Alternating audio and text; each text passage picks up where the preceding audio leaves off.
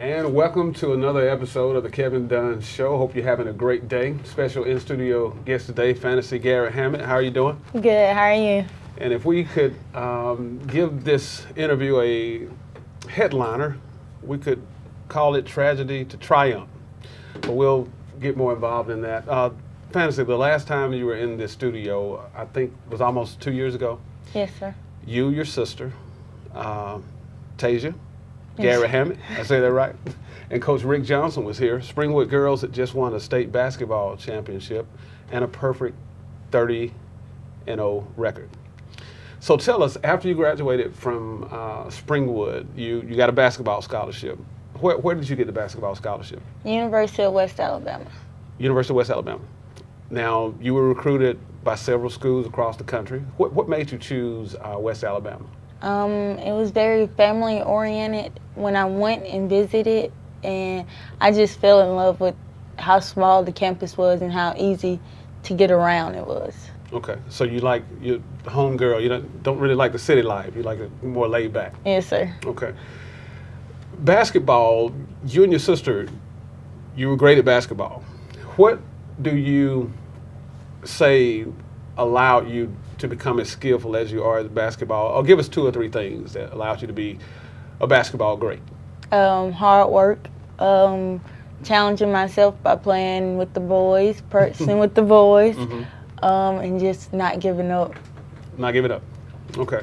So West Alabama, were they excited to have you? Did they seem like they were excited to have you? Yes, sir. Okay. Was Coach Johnson, was he involved in the process of getting you to West Alabama? Yes, sir. He was a big factor in my recruitment process. And where is West Alabama? Livingston, Alabama. Livingston, Alabama. All right. Now, their girls program, have they been a powerhouse with the girls basketball program, or were you there to take them to that level? When we got there, it got better. We made people around us better, and Okay. they made us better. So then we built a powerhouse. Build a powerhouse. So you did get to play a full season Yes, sir. with them. Okay. Yes, sir. So tell us what that experience was like, your first year playing college ball. Waking up at 4 o'clock in the morning was a hard adjustment. Having 3 practices a day was a hard adjustment. But otherwise, when waking up for something you love is like worth it at 4 o'clock in the morning, then you're going to wake up. So I felt like it was worth it when I woke up at 4 o'clock in the morning every time. Okay, you get to college. Okay, you know you're already a good basketball player, and you're working to even become better. So what was it like when you found out some girls on the team were probably just as good as you are? How did you cope with that? I went to the ones that were better than me, and I asked them to show me what they did that I couldn't do. And then, so I just worked out a lot with the best players to make myself better and increase my time of playing. So did they treat you bad since you were a freshman, or they really held you by the hand? They played one trick on me. Okay, all right, okay. So, but you were a good sport about that trick? Yes, sir. Okay, all right. Well, Fannasy, I guess it was last March. Was it this year when you came to your sister's prom, or was it? It was this year, right? April, yes, sir. April. Okay, you came to visit your sister, her senior prom, Tradegy. And Tradegy still at Springwood, right? She graduated this year. She graduated? Okay. Yes, sir. Well, she was at Springwood at the time, and you came to her prom. What made you, and this may be a crazy question, what made you wanted to come all the way back home from Livingston, Alabama to see your baby sister in the senior prom? Me and my sister are really close. Like, she's my best friend. So I felt like if I missed that, then I missed a part of her life that I should have been there for. Okay. Just like missing her wedding or something. Mm-hmm. All right. And you two are very close. Yes, sir. Now, who's the boss? She's bossy, but she's not the boss. I like how you put that. She's bossy, but she's not the boss. Okay, y'all probably have to discuss that a little later on. Okay, so you come and you see your sister off to the prom. So later on that night, after all the festivities are over, you head back to Livingston? Yes, sir. Okay. Now, as you're heading back to Livingston, well, what time of the I'm pretty sure it was early in the morning because it was a prom. What time were you headed back to Livingston? Like 1 o'clock in the morning. 1 o'clock in the morning. Okay. Did you feel any different going back to Livingston that night, or you just normal? We're going back to Livingston, and I'll get back and I'll just pick up what I need to do Saturday. Did anything different register in your mind on that journey back? Not really. Not really. Okay. On the journey back to Livingston, tell us what happened as much as you can relate. Oh. Just give us that night when you're leaving and you're headed back home. Okay. Well, I didn't blink out any, but we was outside of Selma.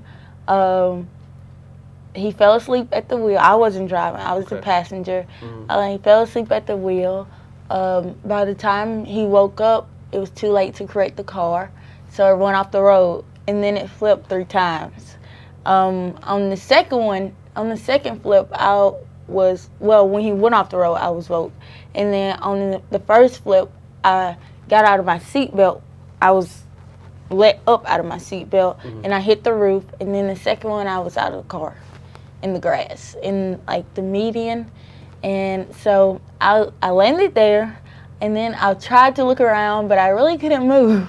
Mm-hmm. And I was like, okay, there's something wrong. So maybe I should just lay here and see if he can find me. Okay. And so I laid there, and it felt like it was the longest time of my life, waiting there for an ambulance to get there in Selma, Alabama.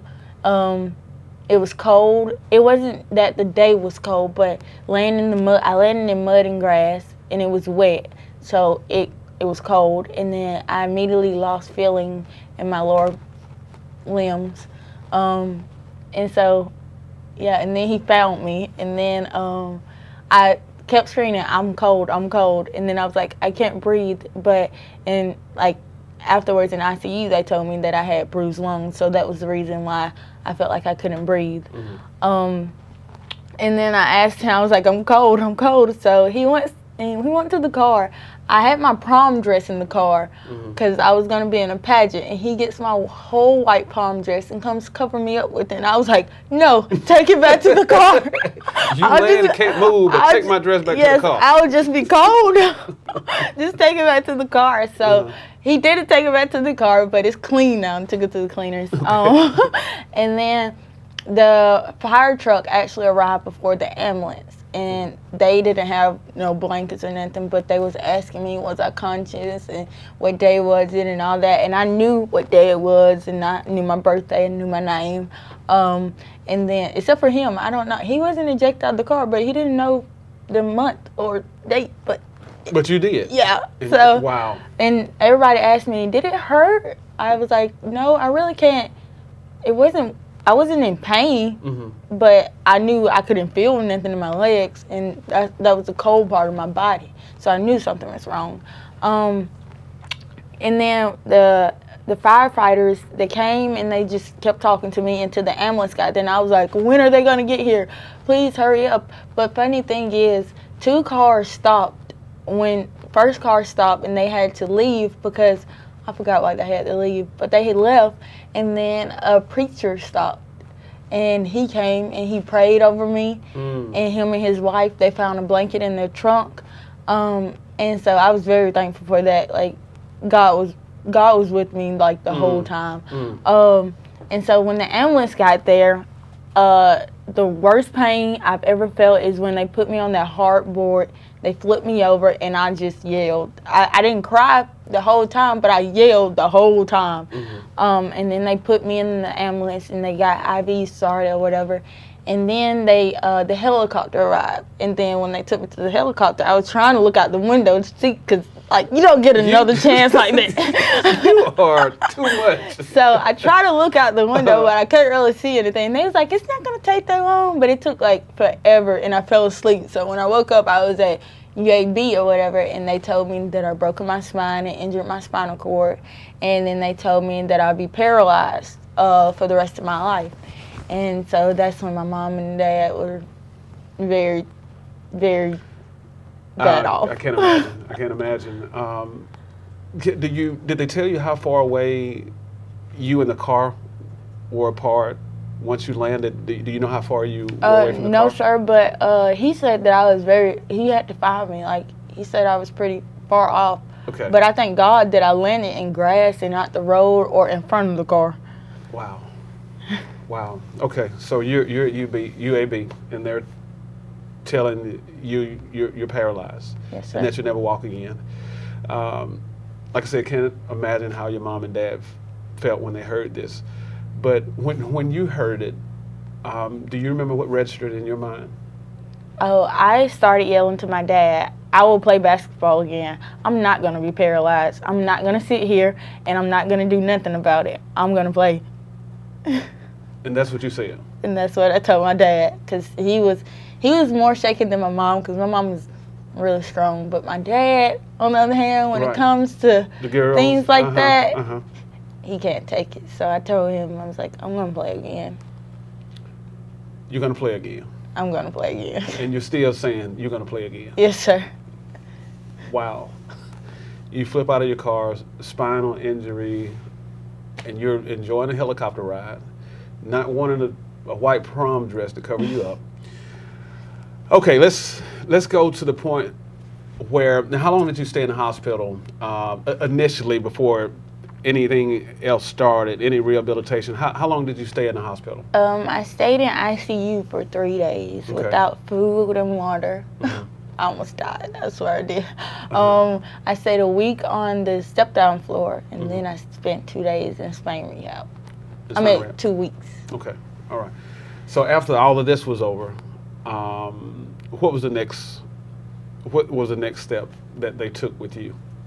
Well, after I got out of ICU and then they put me on the step-down floor, they tried to help me get off the catheter and all that kind of stuff, which was terrible. I do not want that again. Right. And then, because you have to be off the catheter to go to spine rehab, and so the sooner I potty train myself again, all over again, then I could go and rehab officially. So spinal rehabilitation. Now, tell us about spinal rehabilitation. Did they really work you over to get you back to where you needed to be? Yes, sir. They worked me really hard, and I made a lot of old friends. There is nobody there like my age, and I was like, okay, well, since I'm here, might as well make the best of it. And I loved it. Like, I love spine rehab. If I could have stayed there the whole month, I would have stayed there. So you're in a tragic situation, and you're still trying to make the best of it. Oh yes, sir. You got to. That's a message for so many people. Wow, that's just incredible. Tell us some of the things they had you doing in spinal rehab. Well, they had me doing a lot of stuff working on my core, because I had to learn how to walk all over again. You had to learn how to walk all over again. Yes, sir. And that's a very long process. My ankles, they don't work. So they electrocuted me with these little nerve simulators a lot to get my ankles back to working. They just mostly focus on strengthening my legs or whatever, and then just to get back to a normal life and a normal routine. So they try to teach me how to cook with my disability, and they try to teach me how to do laundry. So they just tried to incorporate a lot of daily routine stuff. Fanny, so what makes you so determined? I mean, so many people would be in your position, and it's tough to have the strength to go on and keep fighting. What makes you so determined? I mean, even from the beginning and now, what makes you so determined? I really couldn't say what got me here is prayer. Okay. A lot of people pray for me. My mom is very determined for me to be determined to get back on the court. My dad, he's really pushing for it too. But my mom, she's been there every step of the way. So if you don't got a mom, yeah, I feel bad for you. Right. Because my mom she's great. So have you picked up a basketball lately? Oh yes. Well, I know you picked up one. Oh Have yes. have you done any shoot arounds or any? I've been working on my shot, my free throws, because I was terrible at free throws before this accident. So I've been working on that to pass time. I try to do layups. It's not as fast as it used to be, but I try. Okay. All right. Spinal rehabilitation. So what was something else that they rehabilitated? Rehabilitation process. They worked on my arms a lot, so I can be able to do my wheelchair a long ways. What else did we do? We just worked on a lot of strengthening stuff because where they injured my spinal cord, it was deflation of muscles, and so we had to stimulate nerves and work all that muscle back up for me to start walking again. And I remember the first video clip your dad sent me, and you were on that walker, and just to see you on that walker with them telling you that you would never walk again. I mean, that was some shouting stuff. So when the first time you were able to take a step without, or are you able to walk with the walker, to take small steps without the walker now? Yes, sir. The first time you took a step without that walker, what was that like? I was like, Mom, look. Because at first I was like, okay, well, I'm just going to trick her and be like, okay, I'm going to walk to my wheelchair. And so when I did, I was like, whoa, I can walk without it. So it surprised me. And I was like, okay, now all this hard work is paying off. And you still keep on continuing to fight. Yes, sir. So what has this done with your relationship with your sister? Have you already close?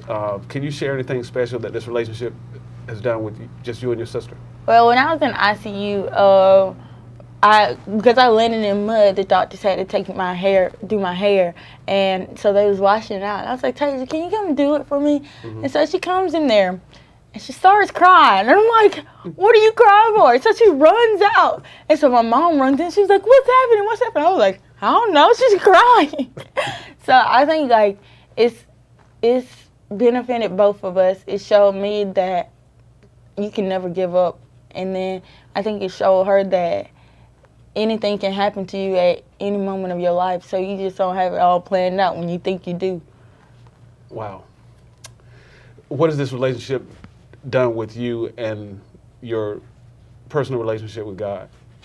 I think it's helped because my mom, she prays constantly. She's like, you should pray constantly too. And I'm like, okay, Mama, I'm going to pray constantly too. And I think people that have prayed for me, I went to Walmart the other day, and this lady was looking at me. She was like, you're not going to be able to go back to college. I don't mean to be a pessimist, but you're not going to be able to go back. I was like, I'm going back Saturday. And she was like, I don't know about that. And she was like, what's your name? And I was like, Fannasy. And she was like, and then she starts crying, and then she comes hug me.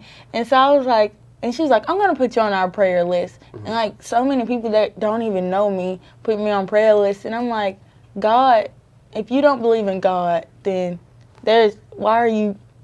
Why? You're right. Why? Wow. And you're getting ready to go back to school now. Yes, sir. To the sophomore year. Yes, sir. And I also hear that, okay, your sister graduated, and she's going to come and go to the same school. When she decided to do that, what was that like? At first, I was surprised because she was like, I don't want to go to school. When we were younger, we always didn't want to go to school together. We wanted to play against each other and see who would win. Oh, Serena and Venus? Yes. Okay. Right. And so I was very surprised when she chose my school. But then again, her reason for choosing the school was very good. Like, she said that a lot of my teammates came, and then a lot of like other families from my school came and like supported us through this time. And she was like, that's somewhere I want to be, somewhere like family, and that's gonna come see you when you're in the hospital and you're down and not up. Okay. So your coaches, what are they saying? Your head coach, your basketball coach, when he found out that you were coming back to school. Did you have a conversation with him about you coming back? I'm pretty sure you did, but yes, sir. What did he say? He calls me Slick, and he's like, Slick? yeah, he calls me Slick. And I told him, I was like, oh well, I'm rehabbing hard, and I was like, I'm thinking I'm gonna come back, because he didn't like officially know that I was coming back. He just thought that he came when I was in ICU and he thought I was going to be paralyzed or whatever. And so I told him, I was like, I'm coming back. And he was like, all right, Slick, work out hard then. And I was like, okay. And so, like, after that, he just tells me to keep working hard because he thinks I'm going to come back twice as better. Twice as better? Yes, sir. Do you have a projected time? Well, I had, like, a measured time for everything. So by May the 17th, I was supposed to be walking at my sister's graduation. By May 17th, I was walking to my sister at graduation. And she was like, no, don't fall. But I was all right. And then at the end of June, well, mid-June, I was supposed to be jogging.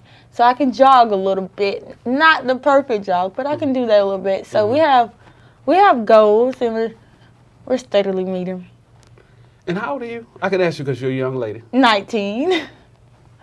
And your thought process and your patterns and the wisdom that you have at 19 is just incredible. And the things that your outlook on life, but I know that comes from your upbringing and your parents and everything, and that's just awesome to hear that.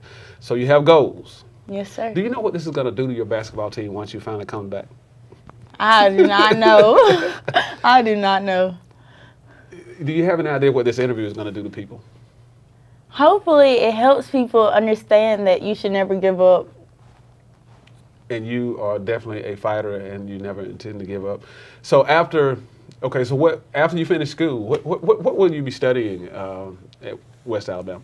Well, I'm a major in forensic science, and I haven't decided if I'm going to Howard University or UAB for graduate school because I haven't decided if I'm going to law school or do I want to be orthopedic spinal injury surgeon.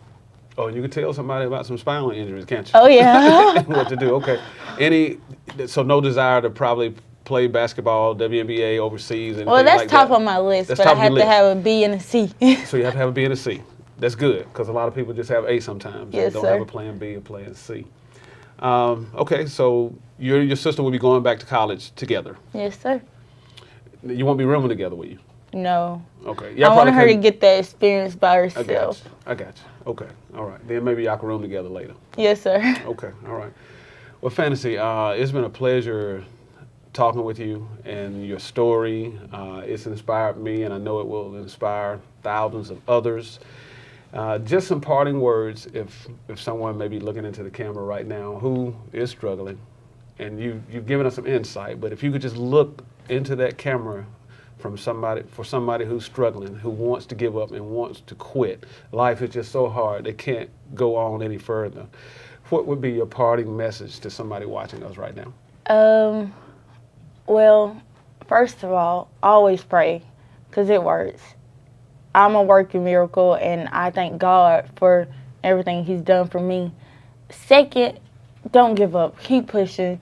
Do what you need to do to get back to the old you, because it's never too late. You might be 90 years old and thinking you can't walk again, but the next day God will show you different. I promise.